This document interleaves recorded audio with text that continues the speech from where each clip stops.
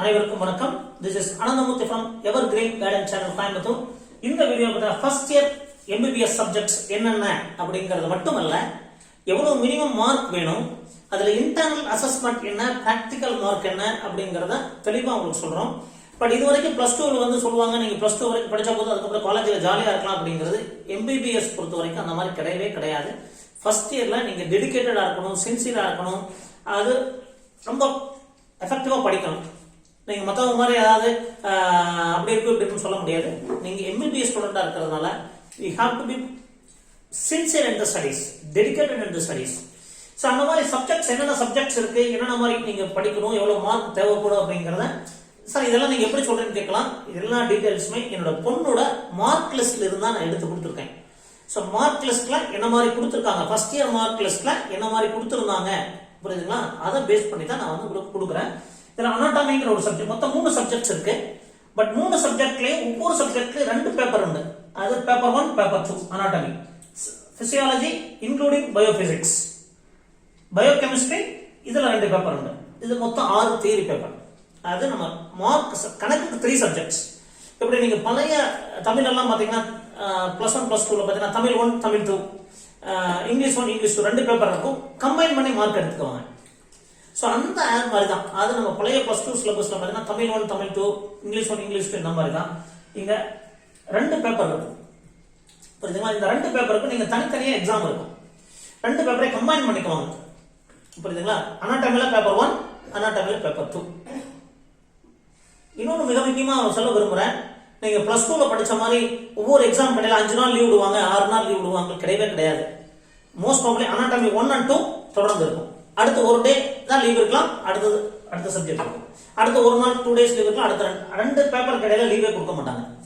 இதான் நடந்தது. இந்த வருஷம் எப்படி இருக்குன்னு தெரியாது. பட் அதனால நீங்க வந்து அந்த மாதிரி ஆஸ்பெக்ட் நீங்க படிக்க ஆரம்பிச்சிடணும். சோ இன்டர்னல் அசஸ்மெண்ட் இருக்கும், பிராக்டிக்கல் இருக்கும். இப்போ அனாட்டமி அப்படிங்கிற சப்ஜெக்ட் பாத்தீங்கன்னா அது உடல் கூறுகள், அதாவது நம்மளுடைய கை எப்படி இருக்கு, கால் எப்படி இருக்கு, அது உடல் கூறுகளை பத்தி படிக்கிறது. மெடிக்கல் டேர்ம்ஸ் அப்படிங்கிறது கொஞ்சம் கஷ்டமா இருக்கும் ஆரம்பத்துல. நீங்க +1 +2 படிச்சதுக்கும் நீங்க அனாட்டமி சப்ஜெக்ட் படிக்கும்போது எதுவுமே மனசுல நிக்காது. அப்ப நீங்க ரிப்பீட்டடா படிக்கணும். அந்த டயக்ராமேட்டிக்கா நீங்க ரெப்ரசென்ட் பண்ற மாதிரி இருக்கும், நிறைய வந்து படங்கள் போடுற மாதிரி இருக்கும். அப்ப அந்த அனாட்டமி சப்ஜெக்ட்ஸ் வந்து நீங்க நல்ல இன்வால்வா படிக்கணும். அதுக்கு எவ்வளவு மார்க் பார்த்தீங்கன்னா மினிமம் 100 மார்க் வாங்கணும், பாஸ் மார்க் வாங்குறது. மொத்தம் 200 மார்க். எல்லா சப்ஜெக்ட்டுக்குமே மொத்தம் 200 மார்க். நீங்க பாஸ் பண்றதுக்கு 100 மார்க் வாங்கணும். சோ அந்த 100 மார்க்ல பாத்தீங்கன்னா அந்த 200 மார்க் எப்படின்னா theory 120 marks theory with oral. ஓரல்ங்கிறது இந்த வைவா மாதிரி கேட்பாங்க, ஓரல் எக்ஸாமினேஷன். அதாவது நம்ம லேப்ல ஓரல் எக்ஸாமினேஷன் கேட்பாங்க. அதாவது நம்ம சப்ஜெக்டோட ஓரல்னா வைவா, அது கேட்டு அதுக்கு தனியா மார்க் கொடுப்பாங்க. மொத்தம் எக்ஸாம் எழுதுறதோட சேர்த்து அந்த ஓரல் பிளஸ் எக்ஸாமோட 120 மார்க் மேக்ஸிமம். இந்த ஒவ்வொரு சப்ஜெக்ட்டுக்கும் இவ்வளவு மார்க் டெஸ்ட் எக்ஸாம் இருக்கும். அதுல ஓரலோட சேர்த்து பார்த்தீங்கன்னா நீங்க 60 மார்க் மினிமம் எடுக்கணும், 50% மார்க் எடுக்கணும் புரியுதுங்களா. So 120 mark theory including oral. அந்த வைவா வந்து அப்பப்ப கேட்டு உங்களை ரெக்கார்ட் பண்ணிடுவாங்க, அதோட சேர்த்து தான் நீங்க 60 மார்க் எடுக்கணும். பிராக்டிகல் 40க்கு 20 மார்க் எடுக்கணும்.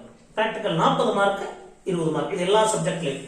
சார் அப்ப நீங்க 120 + 40 160 தான் வருது சார் அப்படின்னா பாருங்க, internal assessment mark 40. Internal assessment mark 40. மொத்தம் நீங்க 3 சப்ஜெக்ட் அப்படி சொல்லி இருந்தாலுமே மொத்தம் 3 தியரினா 6 தியரி பிளஸ் 3 பிராக்டிகல், 9 சப்ஜெக்ட் நமக்கு கணக்கு வரும் ஃபர்ஸ்ட் இயர்ல. அது anatomy 1 paper 1 paper 2, physiology including biophysics அதுல 2 பேப்பர், பயோகெமிஸ்ட்ரில 2 பேப்பர். அப்ப டோட்டலா 6 தியரி பேப்பர், பிராக்டிகல் ஒரே பிராக்டிகல் தான், கம்பைன்ட் பிராக்டிகல். இது ஒரு பிராக்டிகல், இது ஒரு பிராக்டிகல், இது ஒரு பிராக்டிகல். அப்ப பிராக்டிகலுக்கு 40 mark, theory with oral 120 mark. 120 + 40 160. மீதி 40 மார்க் எங்க இருந்து சார் வருது அப்படின்னா இன்டர்னல் அசஸ்மெண்ட் மார்க். இந்த அக்ரிகேட் அப்படிங்கிறது இன்டர்னல் அசஸ்மெண்ட் சேர்த்து தான் ஃபைனலா வந்து மார்க் லிஸ்ட்ல aggregate theory, oral, practical, IA இதெல்லாம் சேர்ந்து தான் என்ன மார்க் வாங்கியிருக்கேன்னு சொல்லிட்டு கீழே கொடுத்துருப்பாங்க. இதுல அதை போடல, மார்க் லிஸ்ட்ல இது இருக்கும், இது இருக்கு, இதுக்கப்புறம் இருக்கும். அப்போ தியரி மார்க் எவ்வளவு இருக்கணும், 60 120 60 வாங்கி இருக்கணும். பிராக்டிகல் மார்க் 40 20 வாங்கி இருக்கணும். அடுத்தது இன்டர்னல் அசஸ்மெண்ட், இதெல்லாம் சேர்த்து தான் டோட்டல் மார்க் உங்களுக்கு அக்ரிகேட்டா வரும். அப்ப ரொம்ப எஃபெக்டிவ். இன்டர்னல் மார்க் எப்படி வரும், நம்ம படிக்கணும். டெஸ்ட் நிறைய வைப்பாங்க. ஸ்டார்டிங்ல டெஸ்ட்ல 5 மார்க் 40 மார்க் 5 மார்க்லாம் வாங்கியிருக்காங்க பொண்ணு, 5 மார்க் வாங்குவாங்க, 10 மார்க் வாங்குவாங்க. ஸ்டார்டிங்ல நம்ம பிக்கப் பண்றது ரொம்ப கஷ்டமா இருக்கும், ஏன்னா அந்த மெடிக்கல் டேர்ம்ஸ் எல்லாம் நமக்கு புரியாது. So anatomy subject. அடுத்தது physiology including biophysics. Physiology including பயோபிசிக்ஸ்ல பாத்தீங்கன்னா அந்த ஃபங்க்ஷனல் ஆஃப் த ஆர்கன்ஸ், அந்த ஆர்கன்ஸோட ஃபங்க்ஷன். இங்க வந்து அது அந்த ஆர்கன்ஸை பத்தி படிக்கிறது. அது எலும்பு இருக்கு, இதனுடைய நர்வ்ஸ் இருக்கு, அப்போ இதனுடைய உடற்கூறுகளை பத்தி படிக்கிறது. பிசியாலஜி இன்க்ளூடிங் பயோபிசிக்ஸ்ல அதோட ஃபங்க்ஷன்ஸ், பிசிக்கல் ஃபங்க்ஷன்ஸ், அதோட என்ன ஃபங்க்ஷன் பண்ணுது, ஒவ்வொரு ஆர்கன்ஸ் என்ன function, functionality of each organs. அப்போ இதுவும் கொஞ்சம் டயக்ராமேட்டிக்கா நம்ம படிக்கிற மாதிரி இருக்கும். ஸோ இதுலயும் பாத்தீங்கன்னா அதே மாதிரி 100 மார்க் வாங்கணும், 200 மார்க்.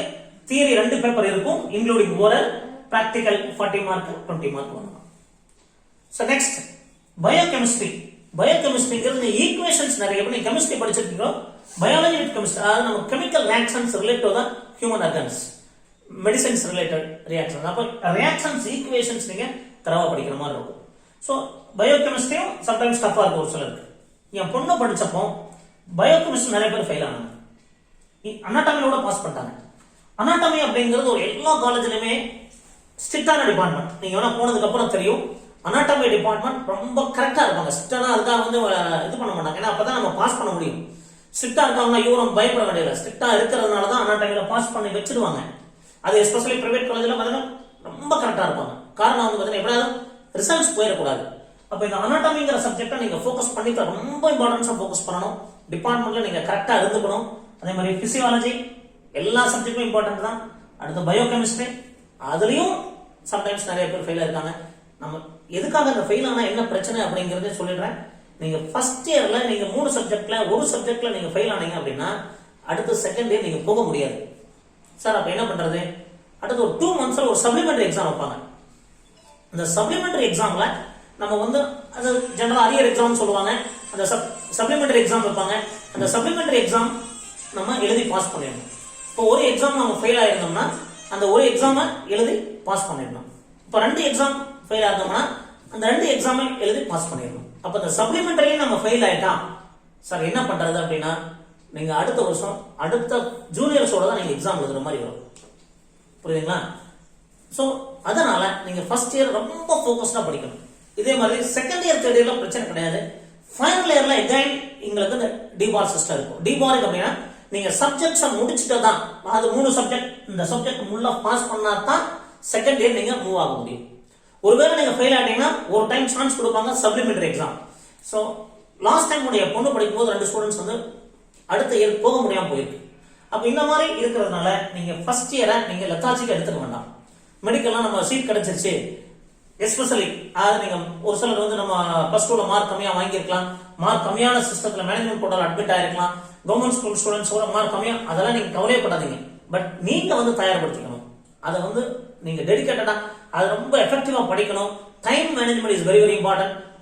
எப்படி நீங்க பிளஸ் 1 பிளஸ் 2க்கும் நீட்டுக்கும் ப்ரிப்பேர் பண்ண மாதிரியே தான் நீங்க கண்டினியூ பண்ற மாதிரி இருக்கும். ஏன்னா நிறைய நீங்க டயக்ராமேட்டிக்கா எழுதி பார்க்கணும், ரிட்டனா எழுதி பார்க்கணும். சார் என்ன சார் ஸ்கூலை விட மோசமா இருக்குமா? ஃபர்ஸ்ட் இயர் ஸ்கூலை விட நீங்க ரொம்ப இன்வால்வா படிக்க வேண்டிய சிச்சுவேஷன் இருக்குது. இதுதான் பிராக்டிகல் சிச்சுவேஷன். அதனால நீங்க அதை வந்து அதே மாதிரி டிபார்ட்மெண்ட்ல நீங்க பொலைட்டா இருந்துக்கணும். பிராக்டிகல் எல்லாம் பாத்தீங்கன்னா ரொம்ப இம்பார்ட்டன்ட். நம்ம ஃபேக்கல்டி கிட்ட எப்படி நடந்துக்கணும் எல்லாமே நீங்க கத்துக்கணும். அது பிளஸ் 1 பிளஸ் 2 இருக்க மாதிரி பிளஸ் 1 பிளஸ் 2ல பிராக்டிகலே நடக்காம மார்க் கொடுத்துருக்காங்க. இது வந்து உண்மையான விஷயம், எல்லா ஸ்கூல்லயும் நடக்குது. அது கடைசி ஒரு மாசம் பிராக்டிகல் ஒரு ட்ரையல் பேசிஸ்ல பிராக்டிகல் நடத்துறாங்க, உடனே எக்ஸாம் 50 out of 50 கொடுத்துறாங்க. Plus 1 plus 2 practical, 10th practical mark கொடுக்குறாங்க. அதெல்லாம் வேற. நீங்க ஒரு நாள் தான் நடக்குது, 3 நாள் தான் பிராக்டிகல மொத்தமா நடத்துறாங்க, உடனே எக்ஸாம் வச்சிருக்காங்க. ஏன்னா they are focused on cut off, they focused on mark. அப்ப அங்க பிராக்டிகல் இம்பார்ட்டன்ஸ் கிடையாது. பட் இங்க நீங்க மெடிக்கல் காலேஜ் போனாலும் சரி, இன்ஜினியரிங் காலேஜ் போனாலும் சரி, practical is a very very important. நீங்க பொலைட்டா நடந்துக்கணும், பிராக்டிகலை நீங்க கத்துக்கணும். அடுத்த பாத்தீங்கன்னா நிறைய ஒவ்வொரு சப்ஜெக்ட பத்தியும் கிளியரா அடுத்தது என் பொண்ணை கூட நான் சொல்ல வைக்கிறேன். ஒவ்வொரு சப்ஜெக்ட்லயும் இம்பார்ட்டன்ட் என்ன மாதிரி இருக்கும், என்ன மாதிரி டாபிக்ஸ் கஷ்டமா இருக்கும் நிறைய தெரிஞ்சுக்கணும். நீங்க காலேஜ் போனதுக்கு அப்புறம் உங்களுக்கு கண்டிப்பா உங்களுக்கு கைட்லைன்ஸ் கொடுப்பாங்க. இந்த guidelines based on the mark list from my daughter. அப்போ இதைத்தான் உங்களுக்கு சொல்லியிருக்கேன். பட் அடுத்த இப்போ ஃபர்ஸ்ட் இயர் படிச்சு ஒரே ஒரு சேஞ்சஸ் மட்டும் பண்ணியிருக்காங்க.